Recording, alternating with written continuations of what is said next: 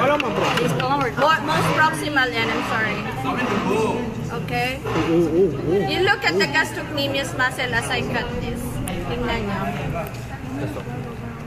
Ay, grabe na ito yung buhok. Tweet. Okay, and then, Ano nangyari? expose this. Expose nyo, no? Expose the sciatic nerve that way. And, the last step, you cut this off. Wow.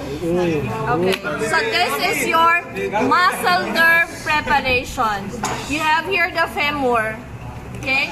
The muscle here is not that significant, important. Important yung femur because when you use this sa mga experiments, you have to attach this, no? Sa yung femur. And then you have here the sciatic nerve, you have here the gastrocnemius muscle, and then your tendon of Achilles. Okay? So you place it in your NSS that way. Pwede mo tanggalin. Tanggalin.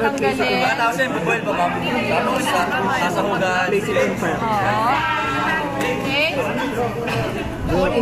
You do this on both legs. Huh? I think it's dead.